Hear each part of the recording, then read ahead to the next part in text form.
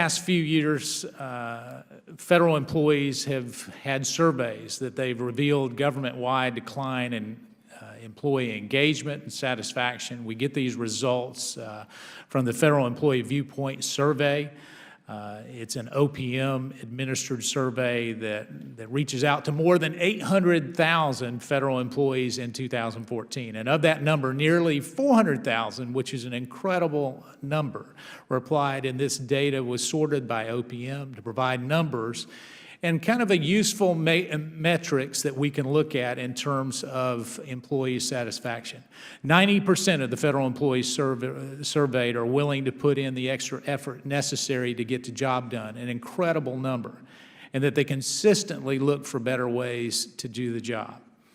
Yet employee perception of agency leadership continues to decline, with only 42% of workers expressing confidence in their superiors, and that's from cabinet secretaries all the way to mid-level managers. And only 50% of employees had positive things to say about the integrity of their leadership, including communication and the ability to motivate their workforce.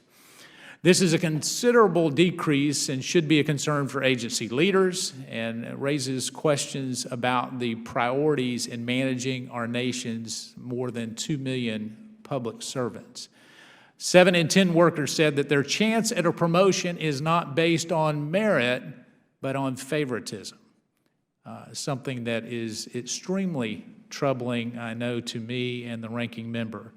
Are agency leaders really doing enough is the question. You know, survey results from agencies that appear before us today suggest that not enough has been done.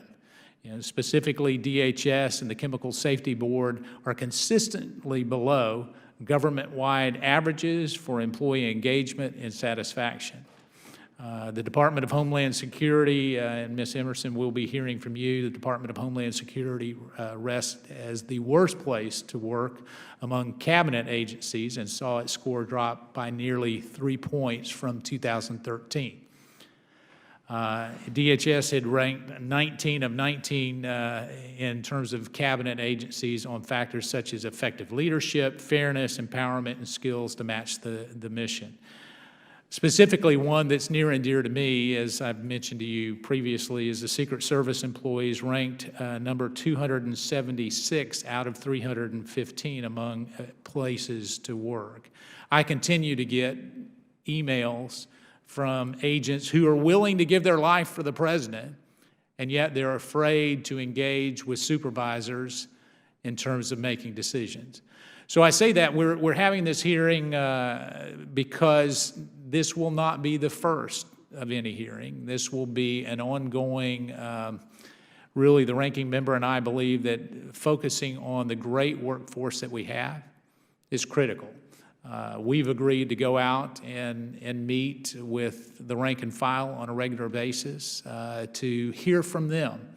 And so if the message is out there today, there is at least one Democrat and one Republican willing to look at what matters most to the hundreds of thousands of federal workforce employees that serve our public every day. From a National Archives standpoint, I want to just give a personal thank you for allowing me to come in and meet with some of the folks who are doing a job that really is part of history. As I went around to see the dedicated workers that are there, I got a real sense of their desire to serve, sometimes in a very hot warehouse, sometimes in a place that is not necessarily the most glamorous in terms of working for, but indeed they're part of history. And so I share that to say that I have great hope that today Mr. Connolly and I will be able to embark, and other members of this subcommittee will be able to embark on an effort that is not a hearing for TV or anything else, that it's a real hearing about a message that these surveys and their input matters, and we're going to put real pressure on those who don't perform. I would be remiss in not saying, even though my opening statement was negative about DHS, that the Secretary of DHS just came by and had a meeting with Mr. Conley and I, and has laid out a number of steps on where he is wanting to address this particular concern for employee morale. And so I thank all of the witnesses for being here today, and I look forward to a working relationship where we can work together to make sure that we have improved numbers, but more importantly, improved satisfaction among our federal workforce. And with